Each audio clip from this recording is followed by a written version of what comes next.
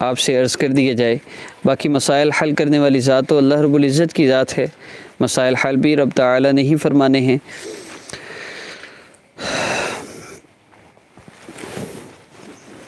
सबसे पहले बात की जाए अल्लाह रब्बुल इज़्ज़त की अज़मत की, अल्लाह रब्बुल इज़्ज़त की बड़ाई की और उन आमाल की जिन आमाल में सुकून है, जिन आमाल में राहत है, जिन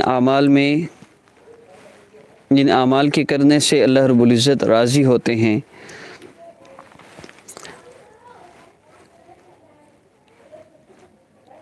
एक बुज़ुर्ग फरमाते हैं पांच बातें ऐसी हैं जिनको करने वाला तो खैर हासिल कर लेता है, जिनको करने वाला सुकून और राहतें हासिल कर सकता है।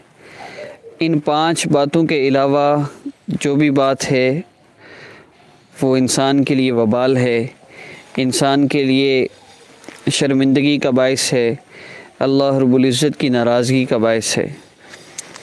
पहली बात, या तो उसकी बात अल्लाह रब्बुल इज़्ज़त की अज़मत, अल्लाह रब्बुल इज़्ज़त की बढ़ाई, अल्लाह रब्बुल इज़्ज़त की मोहब्बत बयान करती हो, यानी अल्लाह रब्बुल इज़्ज़त का तज़किरा हो उस बात में, तो वो कामयाब है।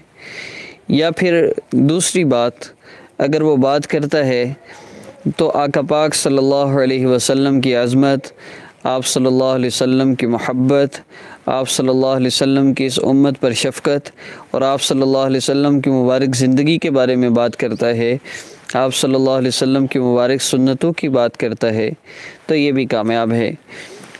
तीसरी बात वो बात है जिसमें नेकी का हुक्म दिया जाता है, लोगों को अल्लाह रब्बुल इज़्ज़त की तरफ बुलाया जाता है, अल्लाह रब्बुल इज़्ज़त की मोहब्बत और अज़मत लोगों के दिल में बिठाने के लिए बात की जाती है।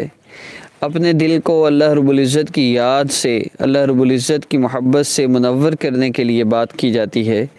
कोई भी नेकी का हुक्म दिया जाता है हिकमत और बसीरत के साथ, तो ये तीसरी बात भी इसके लिए राहत का ज़रिया है और सुकून का ज़रिया है और नामा आमाल में, आमाल के तराजू में नेकी के पलड़े में तुलने का ज़रिया है। और चौथी बात अगर कोई बंदा करता है तो वो ये हो कि वो लोगों को गुनाहों से मना करता हो, गलत बातों के बारे में बात करता हो कि ये गुनाह है, ये नहीं करना चाहिए, और अल्लाह रब्बुल इज़्ज़त की नाफरमानी से रोकता हो, मना करता हो। ये चार बातें बेसिक हैं। नंबर एक अल्लाह रब्बुल इज़्ज़त की बात हो, नंबर दो आका पाक सल्लल्लाहु अलैहि वसल्लम की बात हो, नंबर तीन नेकी का हुक्म हो, नंबर चार बुराई से रोकना हो, या नंबर पाँच वो बात जिसके किए बगैर गुजारा ही ना हो, जिसके किए बगैर गुजारा ही ना हो। आप ऑफ़िस में हैं, आपने घर फ़ोन करके कहना है मेरे कपड़े प्रेस कर दें, तो ये भी ऐसी बात है जिसके किए बगैर गुजारा नहीं। खाना बनवाना है, इसके बगैर गुजारा नहीं। कोई काम है, किससे बात करनी है, इसके बगैर गुजारा नहीं। वो बात जो करना ज़रूरी हो, जिसके किए बगैर गुजारा ना हो, ये पांचवी बात है। उसके अलावा जितनी भी बातें हैं वो वबाल हैं, वो इंसान के लिए परेशानियों का और मसाइल का नतीजा बनती हैं। आप भी कोशिश कीजिए इन पांच बातों के मुताबिक अपनी ज़ुबान को इस्तेमाल करें। घर के कामकाज में आप जितनी बात भी करते हैं तो ये ज़ाहिर सी बात है ज़रूरी है, इसलिए की जाती है। फ़ोन पे जब आप बात करते हैं तो जो बात आप काम की करते हैं वो सारी बातें ज़रूरी में शामिल होती हैं, लेकिन फ़लाँ की बेटी, फ़लाँ का भाई, फ़लाँ की बहन, फ़लाँ की माँ क्या कर रही है, कैसे कर रही है, देखो जी फ़लाँ को तो ये हो गया और फ़लाँ को ये हो गया, ये वो बातें जिनके बगैर गुजारा हो सकता है। और ये बातें वबाल, अक्सर वक़ात बेसुकूनी और परेशानी का ज़रिया बनती हैं। इन सब बातों को छोड़ देना चाहिए, इसी में हम सब की राहत है।